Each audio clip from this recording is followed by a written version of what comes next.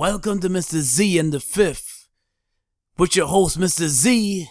And the Fifth General. What's going on? Yeah, what's going on out there, man? Today we're looking into this is the third episode, looking into the Coon Code. Yeah, today's episode's called the Coon Code. We're going to talk about what that means, where that term comes from, if it might seem somewhat overused these days. You know, but it depends on the situation. For me, I'll speculate as far as what I believe it is, and then Zaccheus, you'll hit us off with the definition and the origins. All right. So, you know, for me, a coon, when you hear that term coon used around, is usually used towards black folks who talk down on their people to gain favor from those of the dominant society. That's what I see. You know, I see it on TV. There are a couple of examples of that, and we'll just name them straight up. Stacey Dash and Ben Carson. Yeah, I'm going there. Hey, yo. Yeah, and man. They will be mentioned in today's episode, you know, whether you like it or not. But we're not trying to beat nobody up. We're just trying to let you know how dangerous and destructive it is to be a coon. Nobody wants to be labeled that. I know I don't. So, Zaccheus, you go ahead. Get into it. Yeah, so, man, let me get into the origin of coon, man. You know, when you talk about coon, at first, it was an old term that was used years ago. And then now this is 2017, 2016, on the 2017 was brought up again, 2015, 2016, 2017. And the understanding of coon is coon was a person of African descent whose sole purpose was to entertain the white people. Well, these coons started out as wearing blackface, characterized by having big eyes and painting big red lips on their faces. Yeah, the minstrel show. Yeah, man. So these people would tap dance, they would play instruments and sing.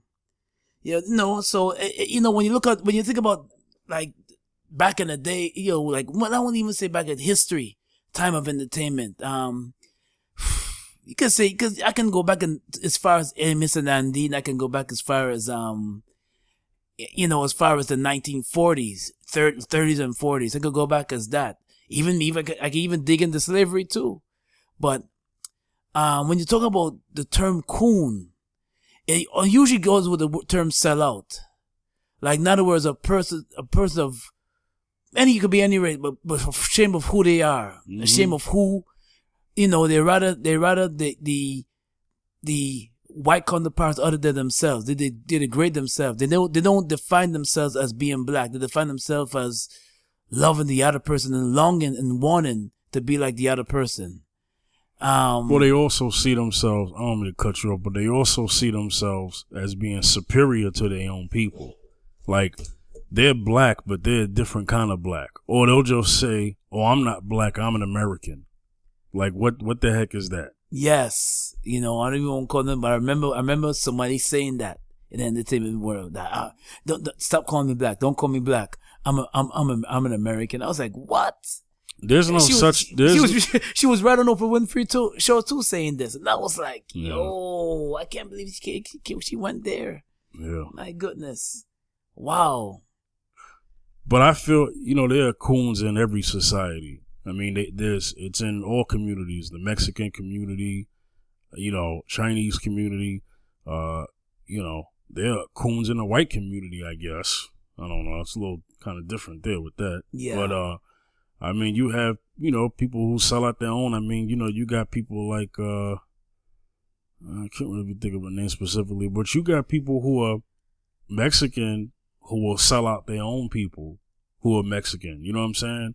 Other than just blacks. But we're going to keep this on our people today. But I'm just saying, there are coons in every community, the Asian community. I mean, you got people who are that community, and they don't want to be part of that community, so they talk down against it. My thing is this: it don't make you a coon if you speak up on issues that are wrong that need to be handled, but it does if the sense is you're using these talking points that you always hear from white supremacy and racists out there that speak of it, of your people. That's what makes it coonish. You know, that's one form of cooning. I mean, the other form of cooning is a stereotype cooning. Like you just mentioned with the minstrel shows. Yeah. You ever seen that movie Bamboozled? Yeah, man, I heard of Bamboozled. Yeah. Okay, and that movie Bamboozled, Spike Lee's movie Bamboozled, it was starring Damon Wayans, Jada Pinkett, Mos Def, Savion Glover. They were in that, you know. And so what you had is a modern day minstrel show where instead of white people dressing up as blackface, it was black people dressing up in blackface. Yes. So it was a good back movie. in the days. It was the 90s, 1990s when that came out. It might have been. Yeah, or early 2000. I think it was in 1990 when that came out. When Bamboozled, yeah. Yeah, let me look that up. But yeah, it was a good movie. But yeah, that movie basically highlighted how bad they was making each other look just for a quick buck. And Tommy Davidson, I forgot he's in that movie too. Tommy Davidson's character, he couldn't take it. He couldn't take it. You know? And he ended up being out of it earlier. Oh, well, I guess I'm giving up a spoiler. Yeah. But if you should have seen that movie by now. I mean, good Lord, all these years. If anybody's listening, you should have just seen that movie by now. I'm just saying, it's been all these years.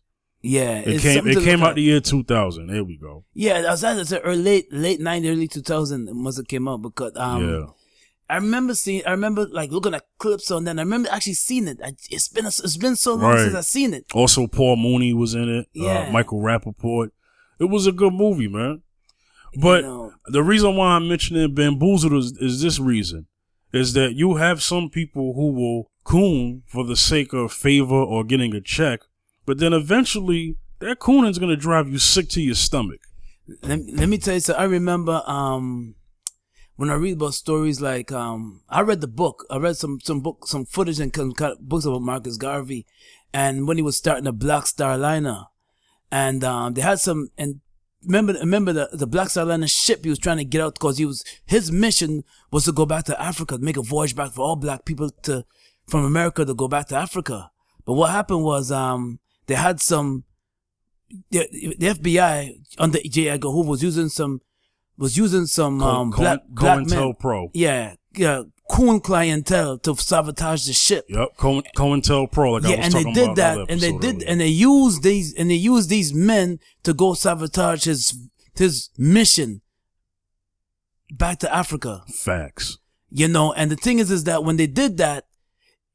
But this is I'm jumping back to Marcus Garvey, but this has been going on since the days of Harriet Tubman when she was trying to go through the Underground Railroad, and they had some people that was trying to sabotage her voyage to the north because they do have some if you look at the movie called Get Out, you see what I mean. There are some people, there have some black folks that are programmed. Mm-hmm. There are some black folks that are into the system, mm-hmm. and they're programmed into. What I mean by program, I mean by they just don't see.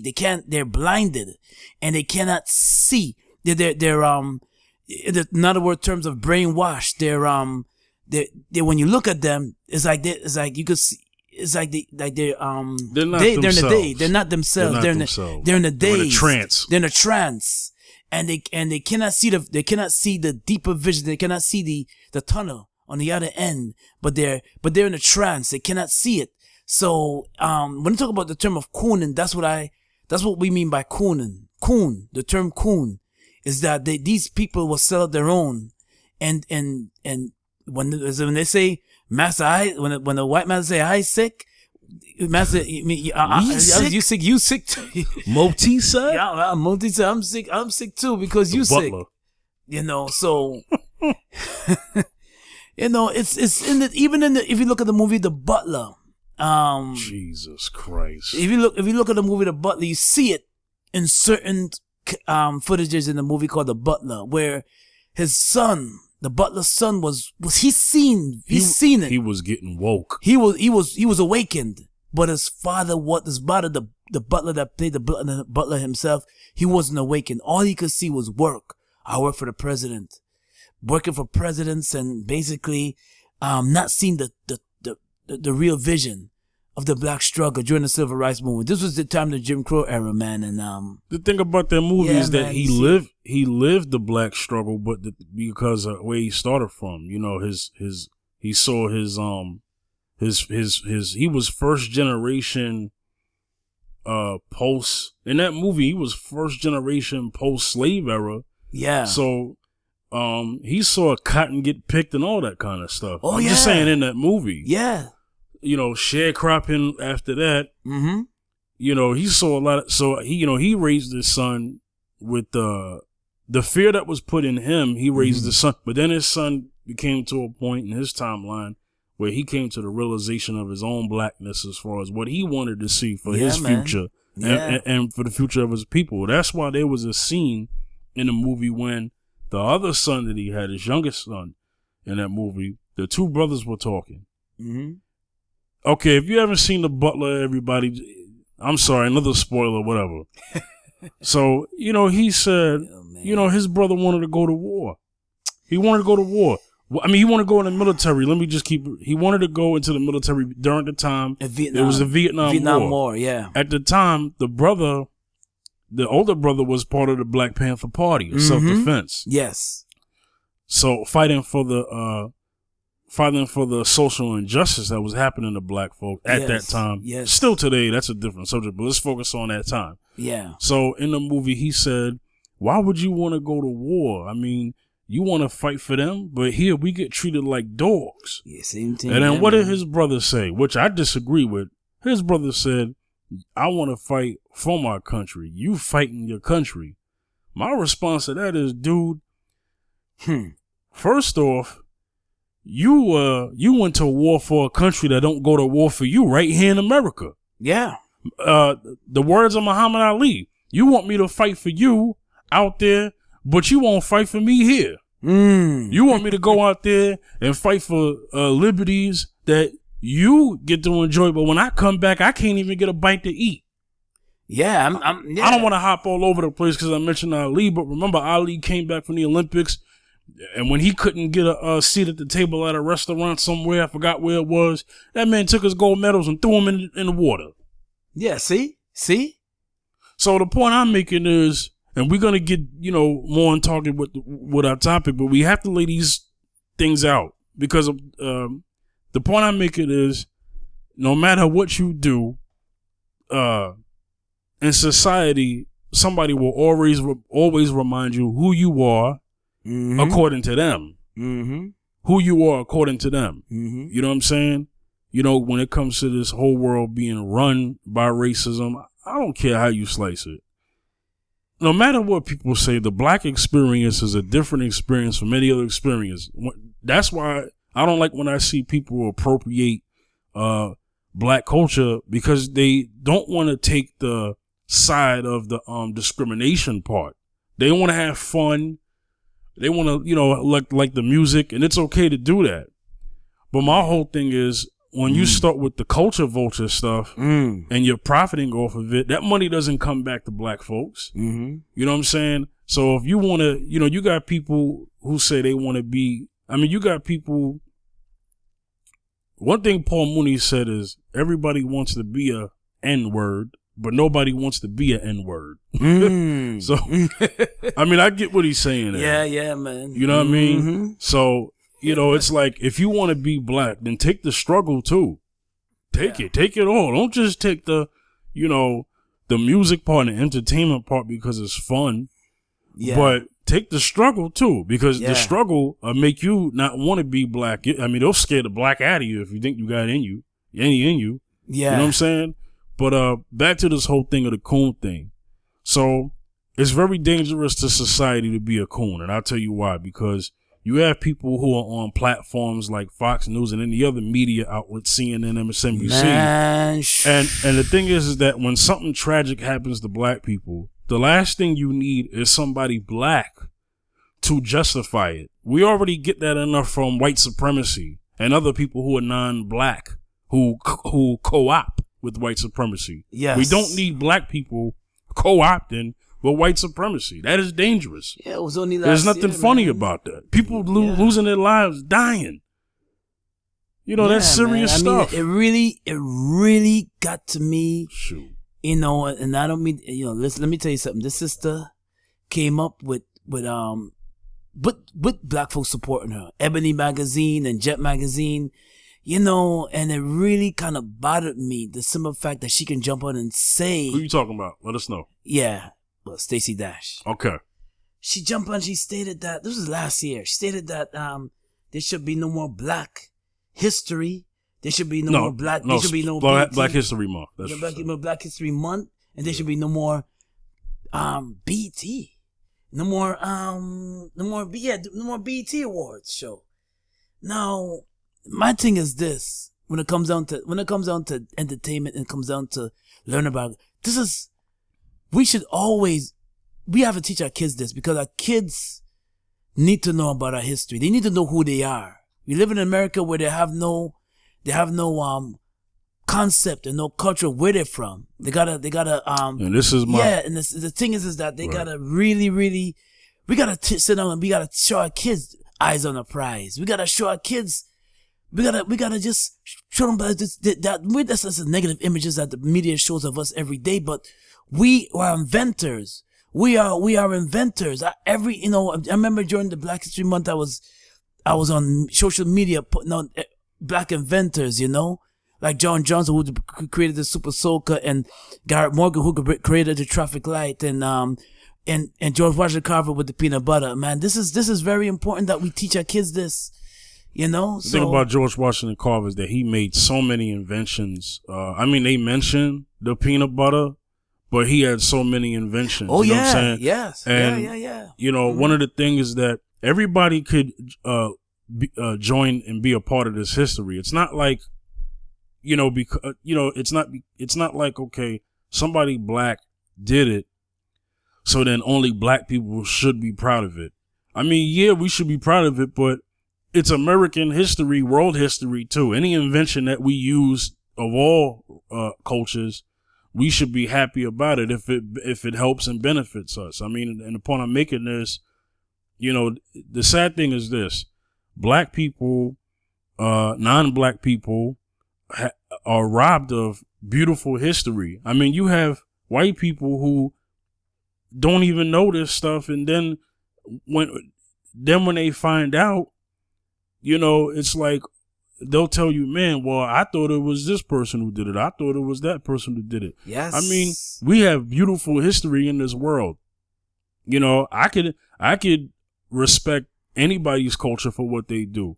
I mean, whether it be inventions, whether they be technology, whether they be food. I mean, let me tell you something, man. You know, here I am, a black man born in America. I eat all types of different culture food. I take part in anything. Yes. You know what I'm saying? Well, not anything, but I mean, things that don't necessarily pertain to my culture and my people. You know what I'm saying? Right. And it's okay to do that. Yeah. But they don't teach it. Well, because here's the thing: when you have the teachings of racism, it doesn't allow you to enjoy that. It doesn't allow you to enjoy other people's history. It really doesn't.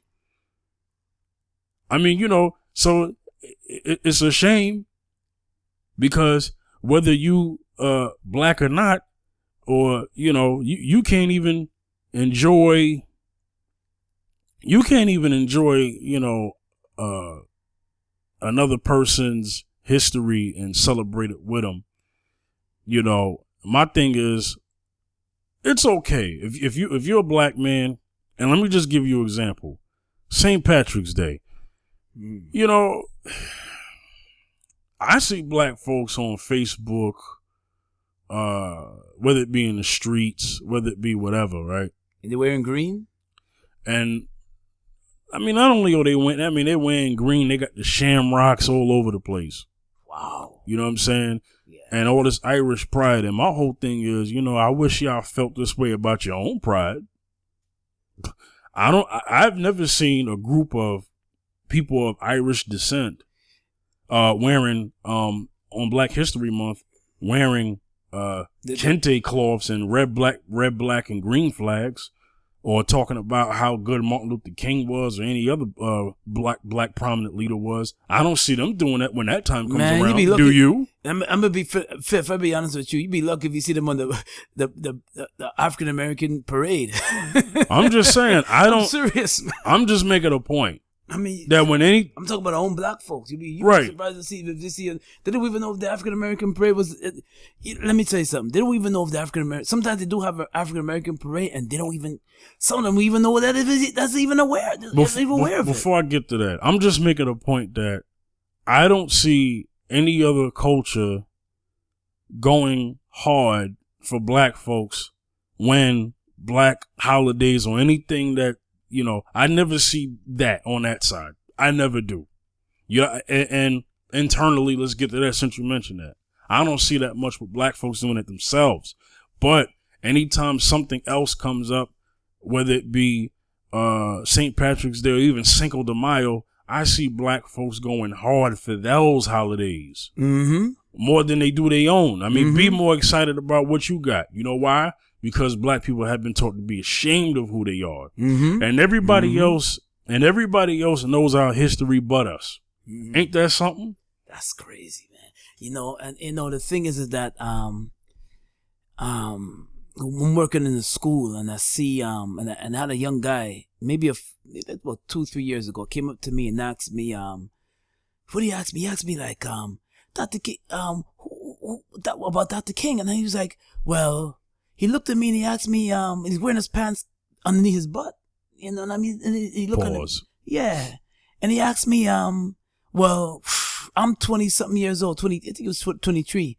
And is Dr. King a Muslim or was he a Christian? I don't know. Is he, where is he from? He's a Muslim and Christian. I said, young brother, you need to do some reading, man. You need to really know who you are and understand your history and learn your history. And then he said, well, I don't know. Well, maybe you lived back at the time of that. Maybe you met Dr. King. You're old. And they said, I'm old. He said, yeah, you probably met Dr. King and shook his hand and everything. Whoa. I said, well, I'm born way after 1968. Dr. King was before I came. No, he wasn't even born yet. I was not even born yet. So, and it goes even beyond that too, because he's talking about, I know hip hop and I know hip hop. I asked him a quick question. I said, okay, since you talk about hip hop so much, do you know who Eric B. and Rakim is? he was like, Eric B. and Rakim, who's that? You don't know, Eric B. and Rakim. So no, you said you know hip hop. You just said that you know a lot of, you know your hip hop history. Do you know who Eric B. and Rakim is? He did not know. He probably know Lil Wayne. All he knew was Jay-Z, Lil Wayne, and 2 Chainz. That's all he knew. You know, 2 Chainz and Future and them guys. Yeah, no disrespect to them, but the point you're making is he knows modern day rap. He doesn't really know history of rap. So that's why he couldn't tell you who Rakim was. Eric B, please. First off, you have to be a real hip hop fan to know who Eric B is.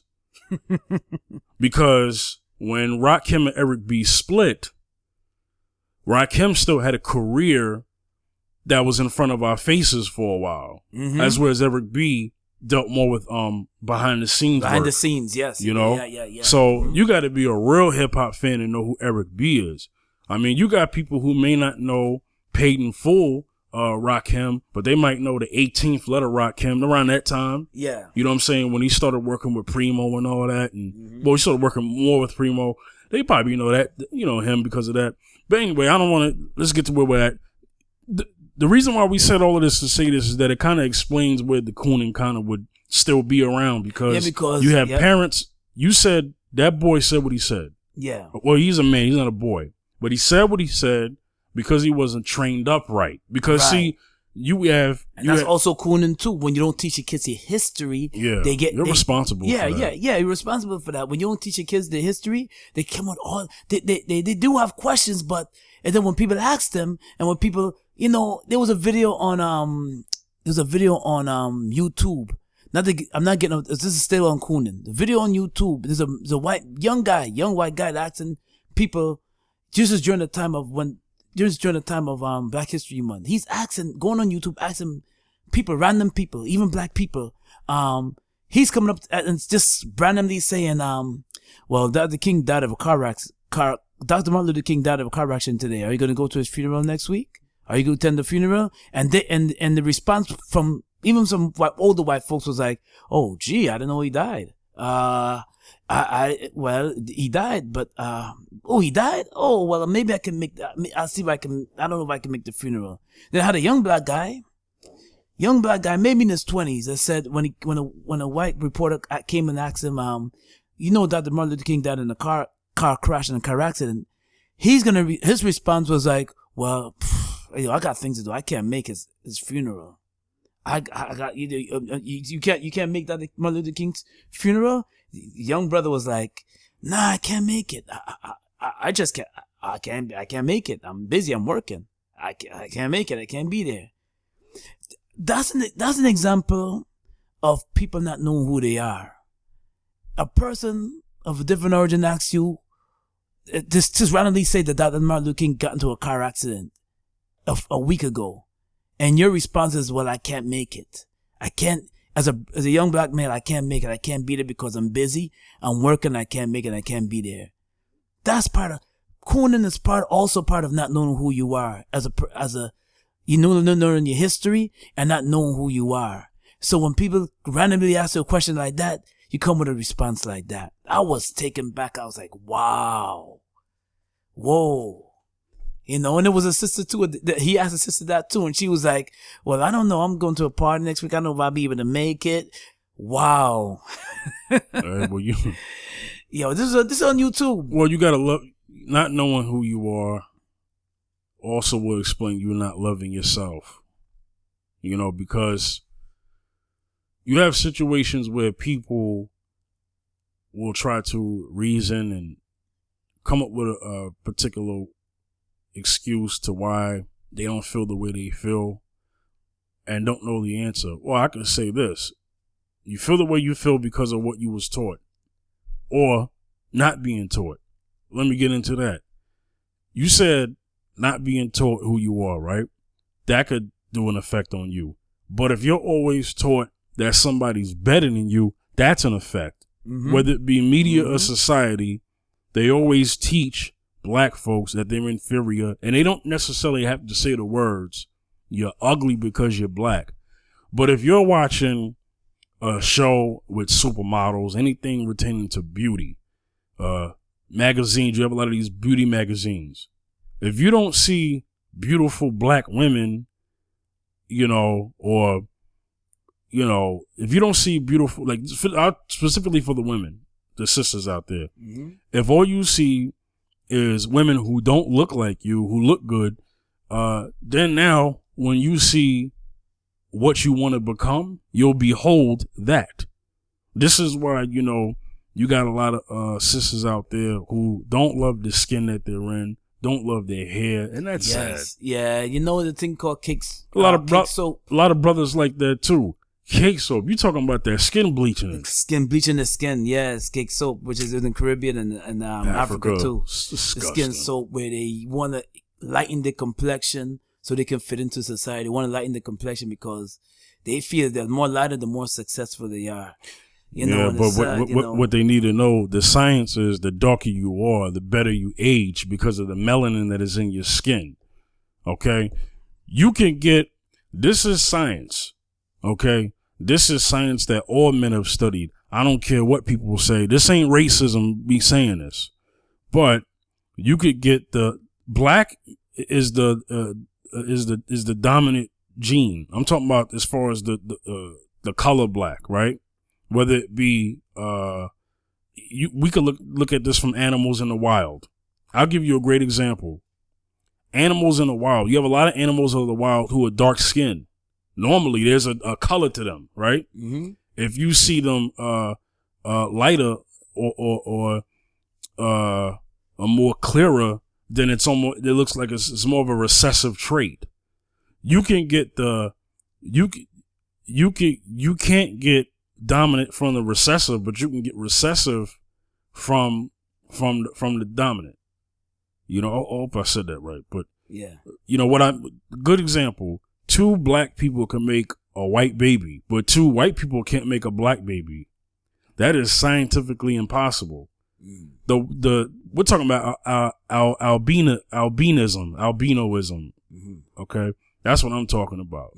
There's still black people. You see the features and everything, but the skin is white, and it's not like Caucasian white. It's whiter than those of who are Caucasian community. So, you know, I feel that if black people or people period were taught that, because you know you have some people that say. You will have some people who say, "Oh yeah, we do all come from Africa, or we do come from that, you know, particular region." Mm-hmm. You know, and then you'll have some people that say, "Oh, what are you talking about? The first person was in Europe," when historically that's impossible. I mean, you've had scientists who have tried that theory, traveled to that country, and then said, "Nope, I guess I got to go to Africa because that's where their research leads them." Mm-hmm. So the point I'm making is this: is that whatever the history is, you know, we could all love that and be cool with that. The problem is where the racism stuff came in later. Mm-hmm. You know, that stuff, you know, that wasn't meant to be the whole, you know, a lot of people say, hey, you know, we're not the, you'll hear people say there is no black race or white race. There's a human race. Okay. Yes. Now that sounds, kumbaya-ish to me, and we are family type sounding stuff, and let's, you know, hold hands at a campfire, but that's not reality. Yeah. So the point I'm making, and we'll get back to where we are with the whole Coon code thing. We also have to teach that it's dangerous to society. Point example, when Mike Brown got killed, you had people at CNN who were black who were saying things justifying black on black crime and murders and stuff like that. And oh well, black people shouldn't be mad at a racist cop killing this black boy because here you have black people shooting each other every day. But nobody says that when somebody white loses their lives by the hands of somebody black. I've never heard a white guy or a black guy, or, you know, I've never heard a white person or a black person or any other person, whether they're black or white, get on a news program and say, what about white on white crime? I've never heard that said. Well, yeah, you're not gonna hear it because because you see the thing is that is not a narrative that they want on television. No, that's why you don't see it. It's not because it ain't true. First off, it is true. You do have white on white crime. I don't care what people say. First off, the crime is intraracial. I think that's the best way. I think that's the word. Intraracial, meaning people do crime where they live. People do crime where they live. So of course you're gonna have culture. Of course you're gonna have, whether it's ethnic group against ethnic group, race on race. You're always gonna have that. But you never hear nobody say that. You never hear that. You never hear nobody say, well, what about? You never hear that. And the reason why you don't hear that is because they don't want that narrative on TV. But what they want, the narrative of black on black crime, that term came up in the 70s during the blaxploitation of a black on black crime. Yeah, that's why I say black on black crime is a myth. Always say that. That's a myth. I don't want that to be, I don't want nobody talking like that no more. Well, you see, the thing is that the people, they loosely because, I'm sorry to cut you, man. Yeah, go ahead. Go ahead. They use it loosely because they feel that it's in the community. Every time they use it as a cover up for black police brutality, I see it because sometimes when the police are brutalized, when the police are violating us and emptying our book bags on the street, what happened to me years ago, and handcuffing you, saying they're unsafe and beating you up, and putting a billy club to your head. You know, they say, well, they come off and just say, oh, well, you know, you don't say nothing when a black person is doing it to you. You're not going to say, you always say it's racism when a white police officer is doing it to you, but you're not going to say nothing. So they use it loosely. It was black on black crime. You don't say nothing because I remember, when Ernest Sayon was killed, you know, and you have so much folks white supremacy folks saying that, see, that's why you keep saying police brutality is a racist crime. It's not, but we don't say nothing when you people kill each other. And Giuliani saying, well, you people kill each other. And so the term black on black crime would come up again. Well, black on black crime. Well, you're killing each other with guns. And Giuliani would say, I saved you from yourself. That's why police had to go infiltrate in your community, and they will come back and say, I saved you from you people killing each other. You notice I said the term loosely. UP says you people from killing each other. So I had to bring in force for you people to stop killing each other. So the term black on black crime will come up again. Yeah, but it comes up really just to take away the accountability of the actual crime that's the subject of that happened at the time. Yeah, it's just another thing about deny and deflect. That's another tactic of the media, of the white supremacist media. That's another tactic. That's all that is.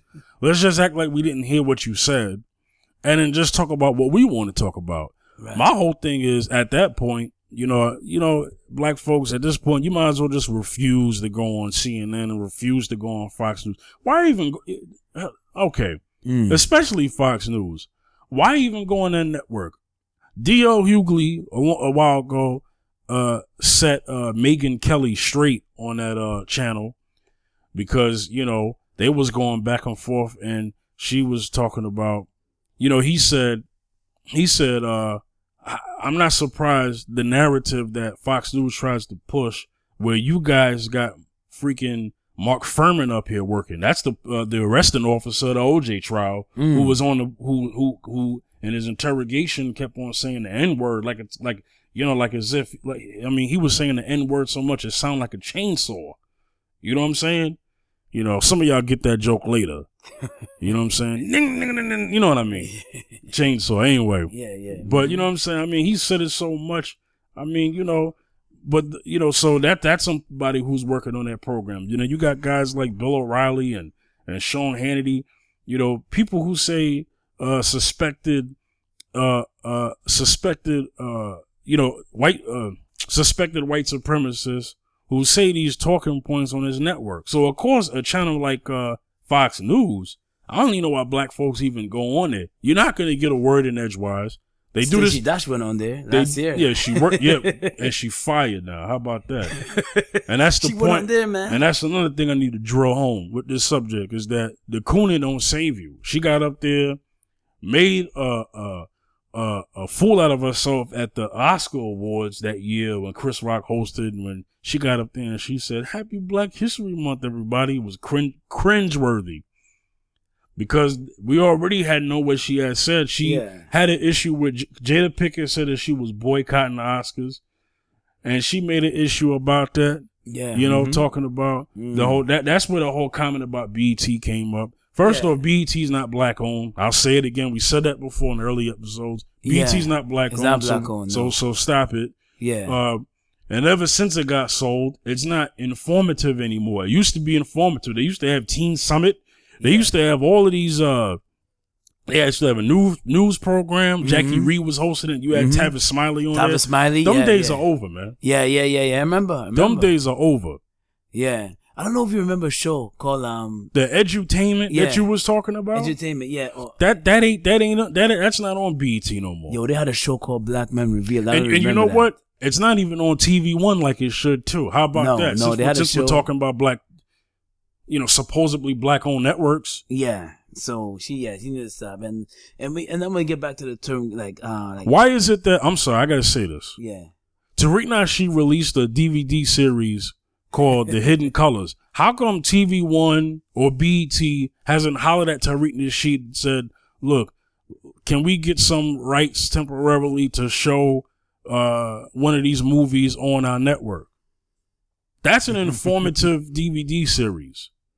Yeah. Okay. Very educational. That even all people had to come to respect who see it objectively or non-objectively, whatever. You still have to respect the history. Yeah. See. And how come these networks haven't? I'm gonna say what I want because they ain't gonna endorse me. How come these networks? Go ahead, man. How come these networks haven't the reason why they haven't done that is because they're not in the interest of black people. They're not. Mm-hmm. You know, centric. And I wish they were. I wish they were. And if I'm wrong, and if they got a problem with what I'm saying and want to holler at me, then, you know, y'all can tweet me at the 5th General, because I don't see the when I was younger, I used to see BT really give us news. I mean, they had a news program. Yeah. Like the attempt was there to tell us the stories that you didn't see on your local news or major news networks. The attempt was there. Yeah. It ain't there no more. It's time for that to come back. Yeah. They had a show on TV One a few years ago. They took it off. It was only about maybe that 2 seasons. It was very short. Black Men Revealed. Oh, man. Where they talk about where black men would get together. That was a great show. Yeah, celebrities, black celebrities, you know, even athletes that would talk about, you know, upliftment of the black, talk about issues that's going on in the black community. It was and a at great, home. that was a great show. They took it off. It had to run. It used to come on Sundays. It was a great program. And they took it right off. You know, very interesting topics, very interesting topics they would talk about and discuss. But they didn't care. They couldn't keep that too long. Yeah, they had to take that off, man. It was too real. Well, because stuff like that comes against the cooning, and that's the whole reason why you probably mentioned that. Yeah. So the thing is that when you got people like Ben Carson saying, like I mentioned in the other episode, when he said black folks came on slave ships as immigrants and oh man, he said slave immigrants, he said, who came to this nation and worked for less. Yes. See, first off, we didn't get a dime, even though we were promised 40 acres on a mule. That didn't happen. Yeah, we didn't get a dime. And then after slavery got abolished, you still had Jim Crow. So yeah. And then you still had these other quote unquote Negro laws, whether they were Jim Crow or not, that still were a form of oppression throughout the whole post slavery up to the 60s. Even today, you have things that might necessarily be law, but you know, like I said before, our civil rights are being violated more than anybody else on this planet. Yeah. You know what I'm saying? And white supremacy is a worldwide thing. It's not a nation thing, because here you got Africa, as black as Africa is. You have white supremacy there running things. Apartheid. It used to be apartheid. Yeah. Yeah, that's just South Africa, but even the other African countries, it's happening. Yeah. You see, and for him to come up, Ben Carson to come up and say that immigrants, first of all, whoever's listening, we came here by force. Yeah. We came here by force. There was no immigration. We talk about immigration. Immigrations come here because they want to come here. What he told was you know what? Here's what I want to say about immigration. If it wasn't for the work and the sacrifice that black folks have done here to do what they had to do to get here, then anybody else who either looks like us or who doesn't look like us came to this country should be grateful and thankful. What I don't like is when immigrants come to this country and then disrespect black folks and call us lazy and say all this other stuff about us, feeding the narrative that they were taught from where they're from. First off, if I tell you something right now, that's part of cooning, y'all. I did it, and I'll tell you something right now, whether it be people in the Caribbean islands, and let me just say this, because I know people listen to this show and they're hearing your accent. Yeah. Let people know where that comes from. And then I'm going to get to where I got to say it, because I want people to understand when I get into this subject, and then they'll see our friendship, right? Your family is from Guyana. Guyana is in where? South America, South America, yeah. Right next to Venezuela. South America, Guyana, yeah. Okay. Now you are a black man. Well, you would, a melanated brother. Okay, right, whose family is from Guyana. Guyana, yeah. Okay. Yeah. So I'm sure the times that you have visited Guyana, few times, yeah, that you probably experienced some discrimination there too, have you? Yeah. You came across something, did you? Yeah, I came across something where we see in Guyana there's right now it's predominantly Indian, Indo-Guyanese in Guyana. So so they have a thing with our Afro-Guyanese, a little bit against the Afro-Guyanese, even back in 1961, where they call it Black Friday, back in 1961, what my father experienced, where the Indo-Guyanese don't really mix and gel too well with the Afro-Guyanese. It's more like a discrimination, big time discrimination when it comes to mixing in Indo and Afro-Guyanese, and Indo-Guyanese would be equivalent to white. The Indo-Guyanese would be equivalent to white, and they don't want to marry us. They don't want to mix with us so much. And I even come here in the U.S. and hear and I used to hear Caribbean people sometimes talk about, say like, well, them Yankees, they don't want to work. They're lazy. They don't want to work. But do you know in the 1950s and 60s, if it wasn't for the civil rights movement and the Afro-Americans in this country who represented black people, if it wasn't for them, they would be turning away a lot of Caribbean folks. So you're from Africa and you came afterwards, you wouldn't be here either, because what? Let me tell you something. And I want to say one thing too. Yeah, go ahead. You can't stay. You see. And you only, and I don't like when black folks say that, oh, African Americans are lazy, lazy, lazy. You're just looking at one section. You're looking at some part of New York.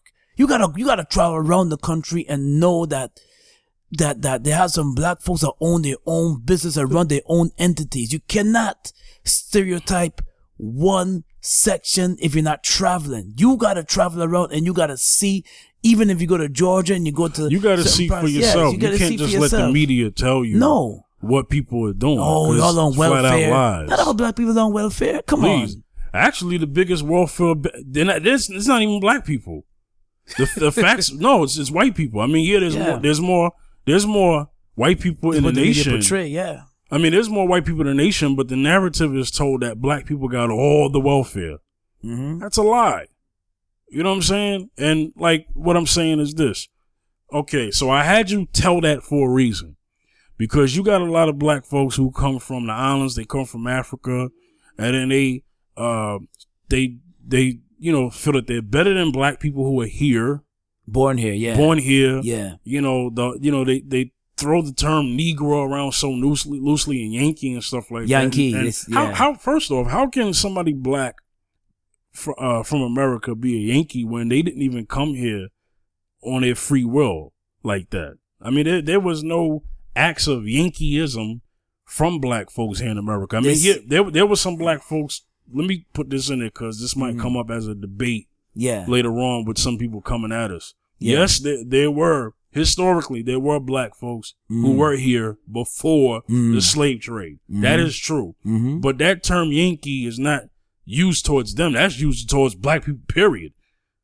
You know what I'm saying? From the particular society of black folks from the Caribbeans, which is unfair.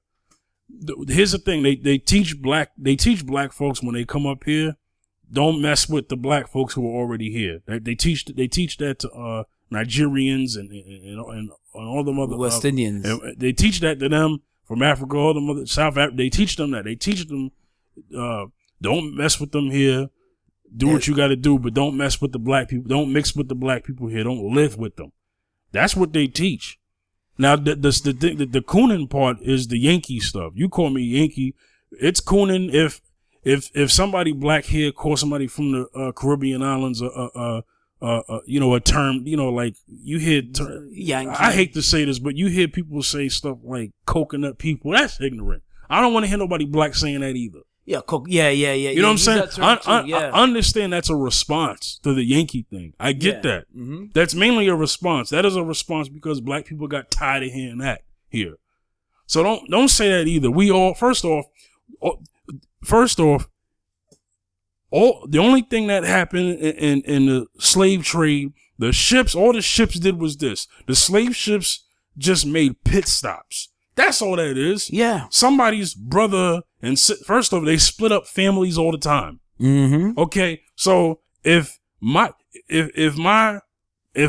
family was taken and okay, we need this woman in Grenada, we need this man in Jamaica, in Jamaica, or we need his son in St. Lucia, or we need his mother now Trinidad. to be in. No, I'm gonna bring it to America now. We need his mother to be in North Carolina. Yeah. I have a question. Are they not family anymore? No, they're still family. The only difference is they just put them on different places. Mm-hmm. If I take an African elephant and I put him in Canada, is he a Canadian elephant? No. He's still an elephant from Africa. Mm-hmm. So that's the point I'm making. That's cooning too when you do, you know what I'm saying? That stuff is dangerous, man. And I've been, you know, when I was growing up, When people talk about, you know, I hear stuff that. is I've dangerous. been hearing that when I was growing up. I hear that. I used to hear that a lot. Yeah. Yankee this, them Yankees them damn Yankees are no good. Them Yankee this, them Yankee them, and they're talking about African American. Them Yankees them Yankees don't want to work. They're lazy. Them Yankees don't want to work. They're stupid and they're late. I used to say, yo, Fifth. I used to hear that a lot growing up, man. In other words, I grew up with hearing that so much that it's like, you know, you refer to an African American as a Yankee. I still hear that now. I still hear that now. When I was in college, I was hearing that in college. This is why there are certain people I don't talk to right now. There were certain people that I was cool with in college, and they were of the Haitian community, Trinidad community, whatever. And then hanging with them, I would hear the Yankee thing get called out. I'm like, let me get away from y'all. Yeah, you know what I'm saying? Because y'all still talking that mess. Y'all got that from your parents. Yeah. So let me just get away from y'all. Yeah. See, what is the older folks that bring it up. You know, because when I was in Brooklyn, I used to hear this is an Indian guy that came to me and he said are you a Yankee Negro? And I'm like, what are you talking about? What do you sound like he was dead serious? Yeah, too. you a Yankee Negro. I said, what are you talking about? Yankee Negro.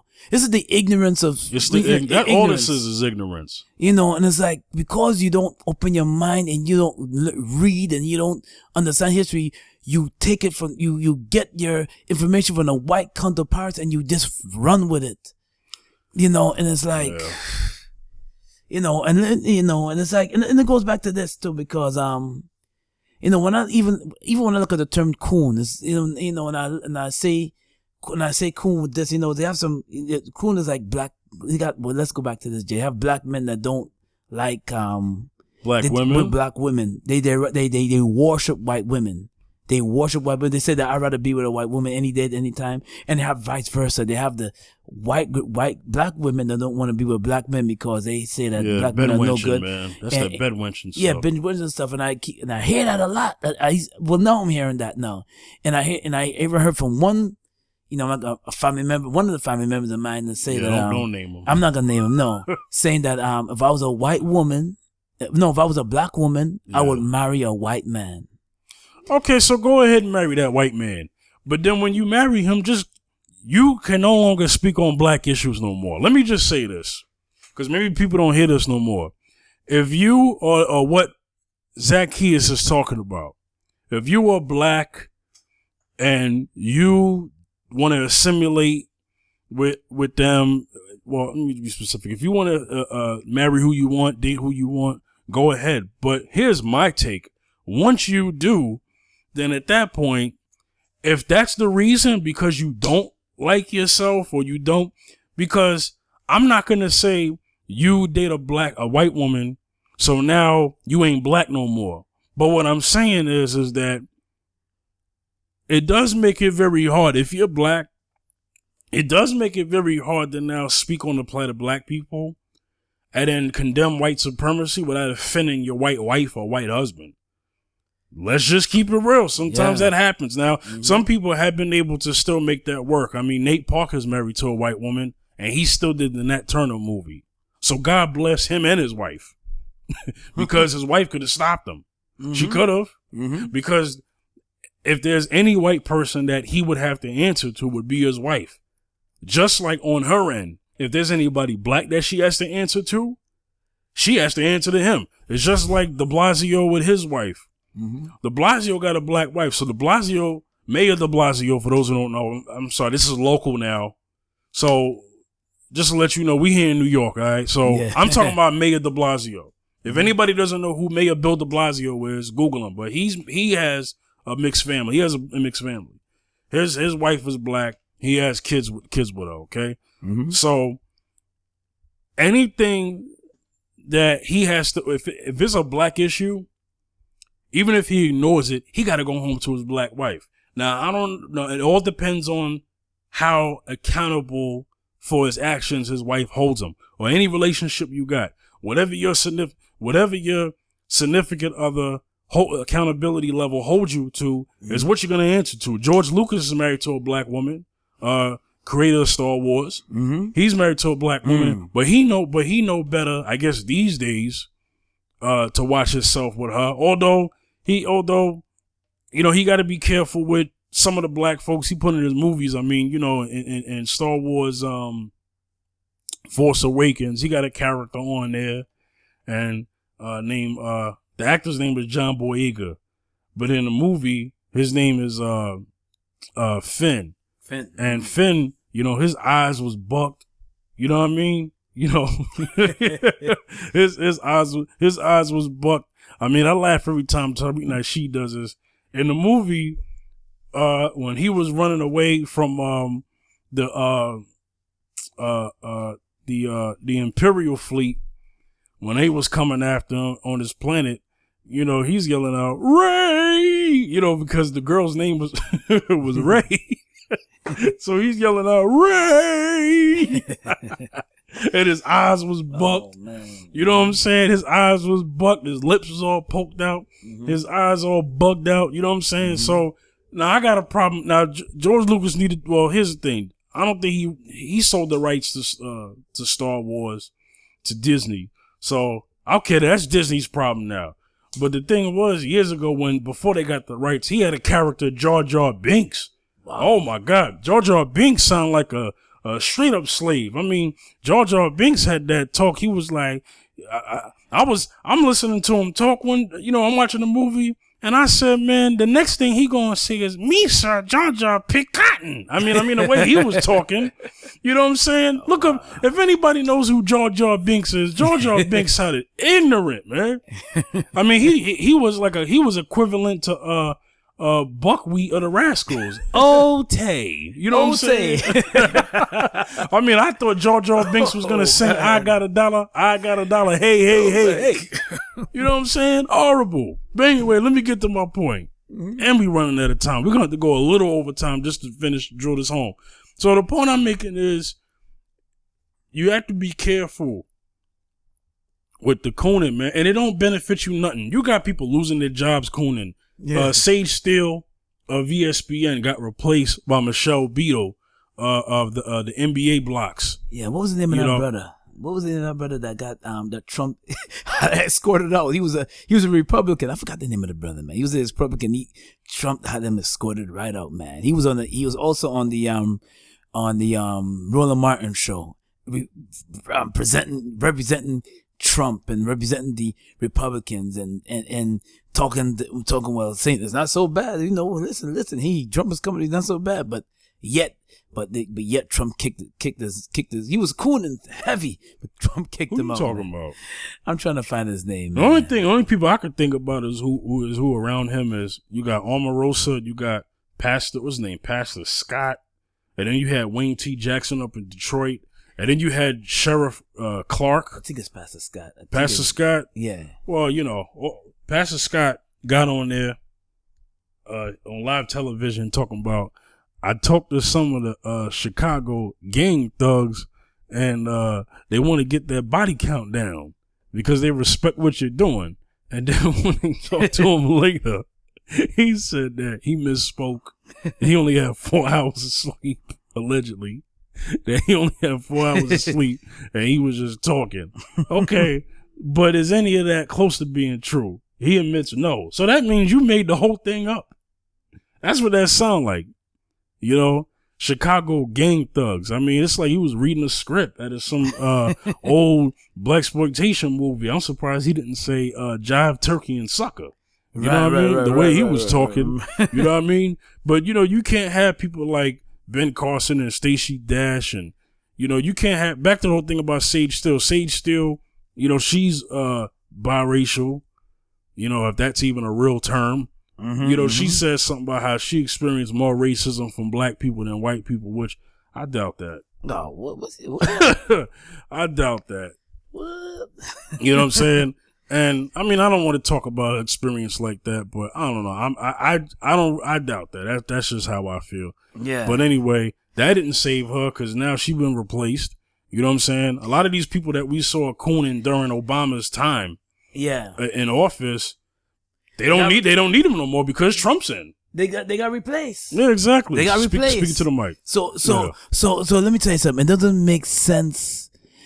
Cooning doesn't make sense because at the end of the day, you get a swift kick up the you know what. Yeah, swift kick up the hindquarters where the sun don't shine. Yeah. So be true to who you are and be true to yourself. Yeah. And love yourself. Learn to love yourself, my people. Learn to love yourself. Well, we gotta establish our own code. I'm gonna get back to you just a second. I'm sorry. Yeah. We gotta establish our own code. Okay, so we talked about the code of conduct of a coon, but what is the code of conduct of somebody who doesn't want to be a coon? I mean, the code should be a black empowerment code. Right. And black empowerment is not anti-white. I don't care what people say. That's not what that means. Black empowerment is just self-love. And the reason why black people need this is because we were taught for so long not to have that love. White people were never taught not to love themselves. Maybe somebody could fill me in on that. I never heard of white people. White people own basically all media, all television and entertainment. Even if anything, hip-hop, if anything, well, they own industries in hip hop. Yeah. If anything, they are the masters of their own domain when it comes to their empowerment, and they've had that for years. They drive that vehicle, whereas black folks don't really have that. So this is why you got to have there's nothing wrong with having your own.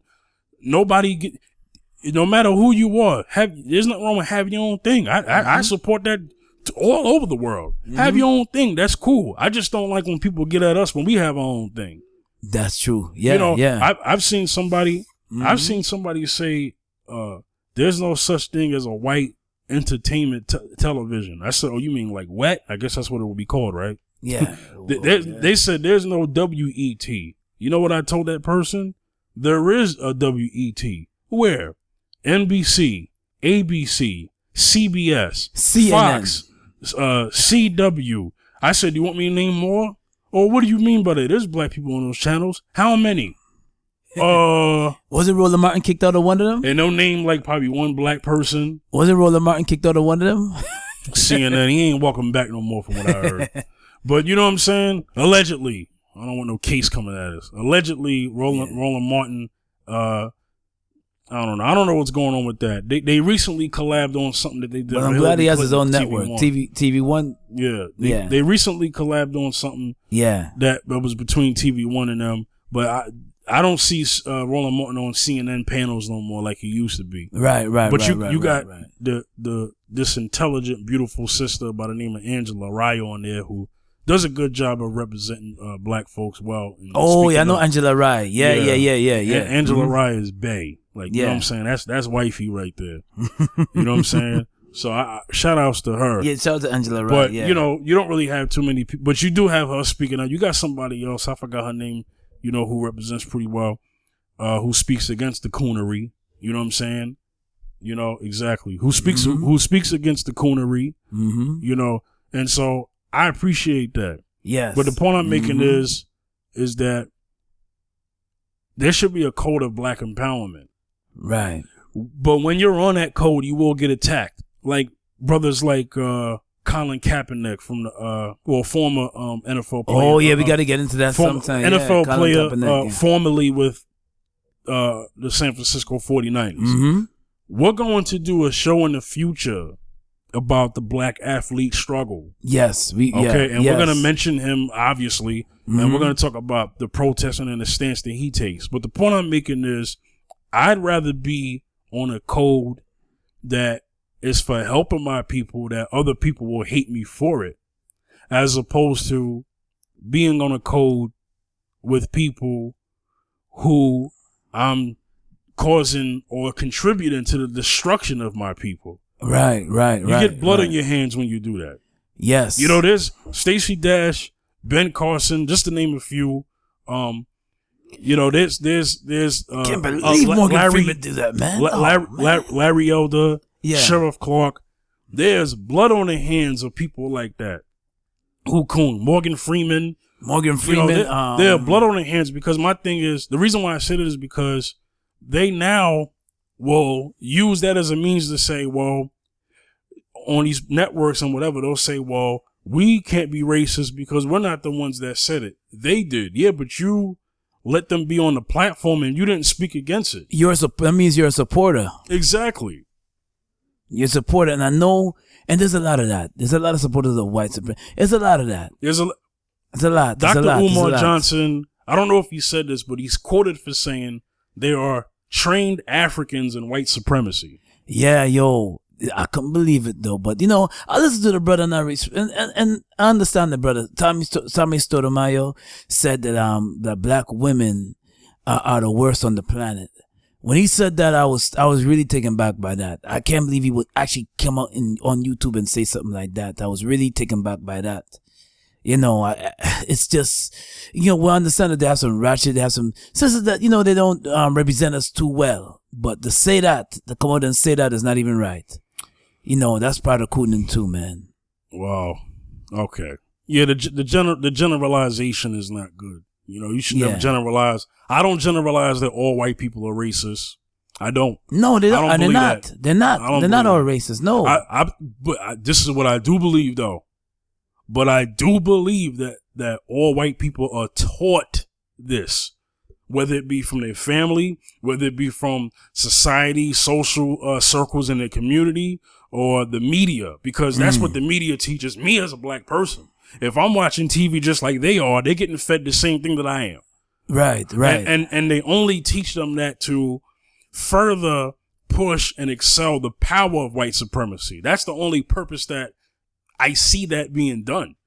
You know what I'm saying? I don't believe all white people are racist, but love and respect to those who come into their own and say, man, that's wrong. That's wrong. I respect that. Mm-hmm. I respect the ones that reject it, because a lot of them are not even given a chance. I mean, you're born, you come out the womb, and then you're automatically taught that you're superior than everybody else. That, you know, you don't even have a chance. Yo, shout out. But that's what's going on. Shout out, because I know that I've watched a lot of Dr. King footages, and shout out to the white folks that supported the civil rights movements during that time, you know, that died during the civil rights movements at that time. The two Jewish boys that died during that time, 1963, I believe it was, James Chaney and the two other Jewish boys that died. Freedom Riders, yeah, 1964. Shout out to their families and them. Shout out to some of the white folks that died during the civil rights movement that had the vision just like Dr. King, that, you know, that did not support white supremacy. So shout out to them. And others that I didn't fail to mention. Shout out to them. All right, so we're going to have to wrap this up soon. Before we go, let's talk some business. This is our third episode. And if you've been listening to 1 and 2, by the time this is uploaded, if you've listened to all 3 episodes, we love and respect you for that. Which, if we want to give you guys some opportunities business-wise, if you want to sponsor our show and stuff like that. Get at me at the Fifth General on Twitter, Facebook, or Instagram, or they can get at you as well. Tell all your handles, because your Twitter handle and is different from your Instagram handle. Yeah, my Twitter, my Instagram handle is Zaccheus B73, and my Twitter handle is at Wayne WAYNE Bacchus BACCHUS. That's Twitter. That's on Twitter, but also isn't it Wayne Bacchus 2? Wayne Bacchus 2 at Wayne Bacchus 2. That's Twitter. Yeah, the number 2. Right? The number 2. Yeah. Also on Instagram is Zaccheus ZACCHEUS B, like the letter B, like boy, B at 73. That's an Instagram. And on Facebook is Wayne Bacchus, WAYNE BACCHUS on Facebook. can hit me up right there too, you know. And also I have another Facebook link too. Wayne Bacchus Zaccheus. Wayne Zaccheus Bacchus. I have two of them. So yeah. Okay. Love yourself. Exactly. Love yourself. Love others. Definitely love yourself. More importantly, love yourself. Respect yourself. Learn your culture. Learn your culture. Speak to your ancestors. Your ancestors. You have ancestors in your family. I'm not just talking Africa. You might not have that access. You know what I'm saying? Yeah. I'm just, talk to your ancestors. They might have something to teach you, tell you. Mm-hmm. A lot of people don't respect the elders of the community. You really don't have the staples of the community. We call them staples or pillars. That's a better word. Pillars of the community. A lot of people don't respect them. A lot of that is changing because a lot of these pillars are dead. I mean, respectfully, they're dying. I meant from old age, not they're dead. Right. I don't mean that to say that in a disrespectful way. I mean, they're respectfully dying of old age. So you need to hold on to what you got left. Learn from them. Learn from brothers like, you listen to us. Okay, that's okay. Listen to also brothers like, like I said, like we were saying, Dr. Umar Johnson, Dr. Boyce Watkins, Dr. Boyce Watkins, yeah. Tariq Nasheed, Jason Black of the Black Authority, Professor Black Truth. Yeah. Shout outs to Zoe Williams, Corey Holcomb. I mean, these brothers got. Yeah, and was David Banner? David Banner. Yo, shout out to David Banner. Much love and respect to David Banner. David Banner, man. If somebody gets to you about this show, I know we're new and we're not famous guys. I get it. That's fine. But we would love to have you as a guest. You know what I'm saying? Also, Fifth, you cannot forget KRS-One, man. He's a deep brother, man. Shout out to KRS-One. Shout outs to him. Shout out to KRS-One and Professor Griff. Yeah, shout out to him Professor as well. Griff, these brothers are also shout out, you probably never heard of him, but you might have, a brother by the name of Cy Netta. Cy Netta has his YouTube page, Cy Netta Studios, Black News 102. Very informative, valuable information, a lot of history there, healthy debates.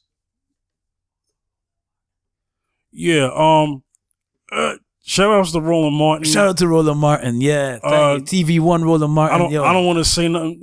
Let me just say this. There was one Angela Rye too. Wait, shout out to Angela Rye. Angela Rye, yeah. Yeah, shout outs to Roland for that interview that he did with the alt-right guy, Sean, what's his name? What the heck was that guy's name? I'm forgetting his name. But he had an interview with this alt-right guy. Richard Spencer, I think that was his name. Okay. Yeah.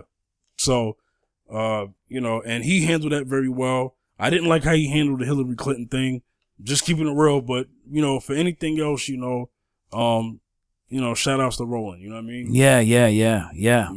And shout outs to anybody out there who keeps it real, who speaks against cooning, speaks for their people. Yes. And can do that and also respect others at the same time. Yeah. You don't have to coon to love other people. My thing is, do you love your own? I mean, you gotta love your own too. Gotta love yourself, yeah. You gotta love yourself too. Yeah. You know what I'm saying? Yeah. You could be pro-black and then still love other people. I just don't understand why you can't do both. I mean, pro-black is not anti-white or anti-anything else. Yes, exactly. That's not what that is. Yeah. So, So, anything else you want to say before we get up out of here? Yeah, also, like I said before, man, this is, we getting ready to gear up for the next episode. And I want to empower you to teach your kids, man, and, let them learn how to love themselves. Let them learn how to love their skin. Yep. Love themselves and respect themselves. Train up a child in the way he shall go. The Bible says, train up a child in the way he should go. When you get old, you should not depart. So learn how to love your kid. Learn how to embrace your kid. Teach your kids about their history, man. And teach them the Bible, but also teach them about their being black and who they are. Every night I tell my kids, man, repeat after me after they pray. Repeat after me, saying, black and beautiful. Say I'm special. I'm gonna make it. God love me, mommy love me, and daddy love me. You gotta love your kids. That's great, man. Yeah, man. Every single night I teach them to say I'm black and beautiful. I'm gonna make it. I'm special. God loved me, mommy loved me, and daddy loved me. And also, teach your kids to love themselves. Teach your kids to be proud of who they are. Sit down, not only just Black History Month, but show them that they had black inventors. They had, they had inventors that did something in the community, because the media is only feeding you the negative aspect of, they're showing you there's a lot of things going on. I know things are happening. Yes, they do happen, but you also got to teach your kids to be proud of who they are, and they came from kings and queens. So I just want to put that out there, Also, I want to give you more time. Tell them why you have to explain. Tell them why it's important that you have to tell your kids that they're black and beautiful. That's because every day they're not taught that in school. They're not taught that. Yeah. You know why they're not taught? You know why? Talk about your experience. I know we're going a little over an hour, but I do want you to say this. I don't want this to be a missed opportunity. Mm-hmm. Tell them the reason why, and also related to when you was growing up, what you saw and how you was taught, and why it's so important that black kids have a different experience from white kids. Because what a black child needs is more than just a book, is more than just curriculum education. Well, first of all, most of the time when you pick up the Bible and you pick up a picture Bible book for your kids, speak on it. They most of the images are white. Most of the images that are is white. a topic for another show. I can't wait to get to that to talk about it. Yeah, and most of the images that they see, that's upliftment. Everything that's white is just uplifted into a different, is uplifted and is brightened, but everything dark is negative and it's wrong. Even when it comes to choosing the dolls in the stores, you have your little girls choosing white dolls over black dolls. And even when it comes to hair, we're taught that they're straight and soft and silky, and straight hair is better than kinky hair. So this is why I teach my kids this. And it helps them when they get older to choose their mates, because when they get older, they're going into a society that's going to bombard them with just white upliftment. And not to take away anything from white folks. Some of white folks are beautiful too that I meet, but this is what our kids are bombarded with every single day. Imagine your kids 24/7 every single day in school, and everywhere they go, they're bombarded with this. They're not taught about their black pride. They're not taught about their skin is beautiful. They're not taught about that they're beautiful. They're taught otherwise. They're taught that this is what looks beautiful. This is beautiful. If you open the magazines, you look at and you see the models. You see what's beauty. You go on the internet. You see what's portrayed as beautiful. You don't see dark skin. You see light, and you see white. So this is why we gotta teach our kids to be proud of who they are, and teach them that they have also that we also build this country and on our backs, being inventors, and we did contribute to America, the building of America. So I'm signing off that way. All right. This was Mr. Z and Fifth, another addition to our podcast. Yeah. Like I said, you can reach me at Twitter, Facebook, Instagram at The Fifth General. Yes. Once again, Zaccheus, how can they get to you? Yes, you can reach me even on Instagram, Zaccheus B73. Remember that ZACCHEUS B73, and also hit me on Twitter at Wayne Bacchus 2. You can hit me up on Twitter too, or so you can hit me up on Facebook, Wayne WAYNE Bacchus BACCHUS on Facebook too as well. So yes. All right. Once again, appreciate you guys for listening. Shout outs to everybody who's been listening to this show, whether it be on YouTube or audiomac.com. iTunes will be in the future. We'll see if we could work that out. That's not free.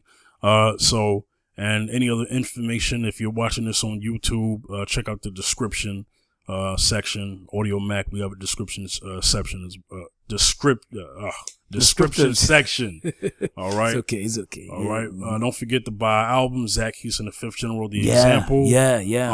I don't want to say everything, but let me put a nugget out there. You do have something coming, right? You ain't got to give all the information, but just say you got something in the future, right? I got something in the future coming. I got a book I'm releasing. I got a book. I'll let you know more about the book Batman Thug and the Gangster is a drama fictional book, and it also deals with 80s and 90s, and I'll let you know more about it. You know, it's a hot book, so I can't wait. That's in the works. It's coming out soon. You know, plus we in the works to have something else. Me and Fifth working on something too soon too. Exactly. So. We'll keep that on hold. All right, yo, this is the Fifth General signing off. And this is Mr. Zaccheus signing off. All right, we'll see y'all next time. Peace.